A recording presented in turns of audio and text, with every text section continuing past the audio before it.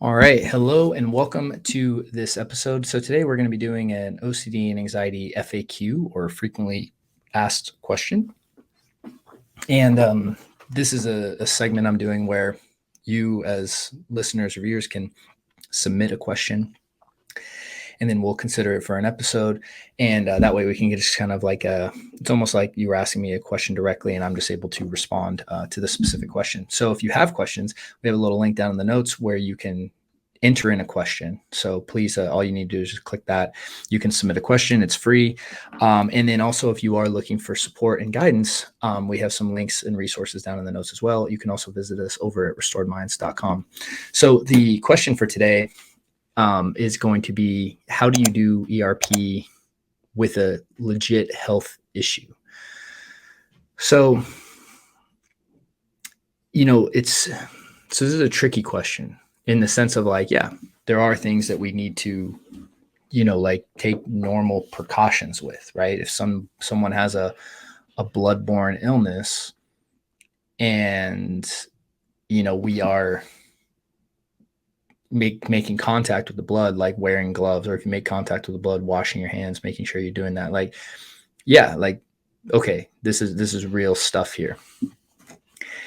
Where it gets tricky is that OCD and anxiety, because you're in, the sympathetic nervous system is activated.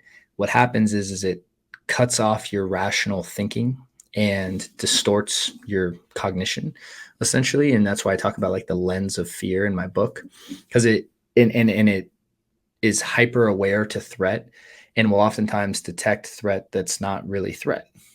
So when you say like a legit health issue, my concern with that question is you'd have to really define legit, because I've heard people, argue for, well, it's legit to not touch doorknobs. It's legit not to, touch light switches or, railing at the mall, or and the thing is a lot of people hide behind that word because it's a legitimate threat. Obviously summarized by the word legit. And it's tricky. I mean, it's a tricky question, and I don't think I'm going to have a concrete answer that's going to suffice to the person who wrote it. But I would say this. So first off, I would kind of look at, okay, like how do other people handle this, health issue, so to speak? And what do other people do? What are common practices? So, and this is where, we have to kind of assess like, okay, when am I taking this into the realm of compulsion, and when am I just practicing like common, body, cleanliness, right? Like, just, or, I can't even think of the word I'm trying to say right now. But just, basic cleanliness and safe procedures, right? So like most people, they shower once, maybe twice a day sometimes, right? Most people do that. So like that's not abnormal. But when you're like, okay, hey, this person has a bloodborne illness, let's say in my house, right? Like let's say there is someone that has an actual illness. Do you have to wear gloves every time you touch them? Okay, probably not.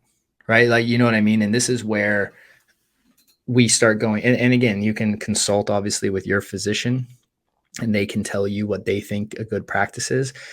But in my experience, what we really want to do beyond that is really say, hey, like, what kind of energy am I operating from?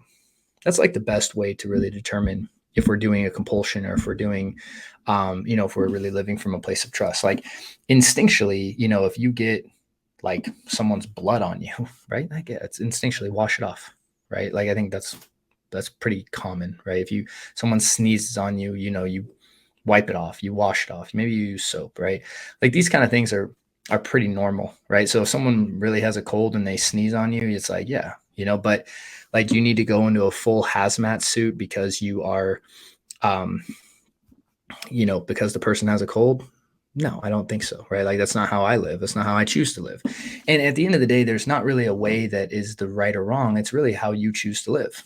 Like me, one of like the big values of my life is to not let fear run my life. Like that's like a major value in mine because it has. And I've been caught in the loop, and I've lost years of my life to fear. And so when I realize that the most valuable thing I have is time, especially time with people I love and care about, then I ask myself, like, how is fear, if it is, how is fear interfering with my relationship? And the idea of like one of the things is that's kind of paradoxical about disease, right? Is that when you're afraid of disease, you're activating your sympathetic nervous system. And by doing so, it actually suppresses your immune response. And that's, this is like a kind of a grand paradox of fearing disease is by fearing it, you're making your odds, you're making yourself more susceptible to it, right?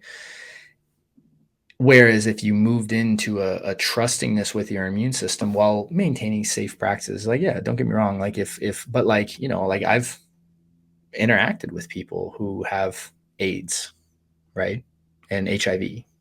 I've been, you know, like face to face, made contact, it was like physical contact, right? Like it's like, I don't, I wouldn't treat them that way. I mean, they don't get me wrong. Like if there's open wounds and stuff, yeah, sure. You can, of course, right. We need to be like basic common practice, but it's a thing where it's like the idea of a legitimate health issue is so subjective.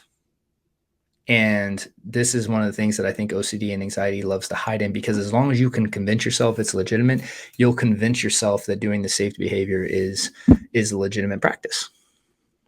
And what I tend to lean towards is like, for me, I don't want fear to control my life. So I'm going to do as little to none safety behaviors and compulsions as humanly possible. So I think, number one, taking the reasonable precautions when it comes to health issues. Sure. And if you don't know what that is, I would look and consult your doctor on that. And that's where I would cap it. Anything you add to that is probably a compulsion. And then I would look at what other people do. And then I would kind of, make some kind of merge those two to see, hey, like what is the most practical things that I actually need to do if someone has a legitimate health issue. And then from there, I would just, the main thing is not engaging in any of the mental behaviors. It's like you do what you do and that's it. And you don't ruminate on what if this and what if that and analyze and kind of play in your head. Because what a lot of the rituals that people are going to do in this situation are actually all the mental ones after. And so your willingness to commit to a certain practice and then drop the rest and live with that uncertainty, like, okay, like, this person really does have this health issue. There are too many diseases out there to count, right? For that I can make contact with, and I can go through my life fearing disease, or I can go through my life taking reasonable precautions, right? And doing things to maintain my health, build up my immune system, right? Like setting, you can do subconscious work, all that stuff. But at the end of the day, it's like, I'm not going to live by fear. And I think that's where I think this question really comes back down to. And what I would say is the most costly thing I think you'll ever do in life is live by fear, make choices out of fear. When you make choices out of trust and you live by trust and you live from these higher states, things tend to work out better for you. When you live by fear, things tend to not work out so well. It's just what it is. So I tend to say, hey, how can I move into these higher states and make decisions from these higher states and trust that the rest will kind of take care of itself? And that's really how I would look at this question, because it's like there's too many nuances to the question, right? And I don't know what the person means that wrote it specifically when it comes to specific illnesses. And you don't need to go in right in what the specific illness is and stuff like that, because I'm not going to do episodes on like specific illnesses, because again, I'm not a medical doctor. I can't even advise on that, right? In a reasonable stance. But again, I say you take reasonable precautions in life to the best of your ability, and then live from the place of trust as much as possible, because you living from that place is going to allow you to see opportunities where if you live from fear, you're going to see threat, right? Like when you live in threat, you don't see opportunities, you don't see options. When you live from a higher state of safety and trust, you see opportunities. And more importantly, you're able to access that larger functioning part of your brain, and you're really not able to do that when you're in fight or flight.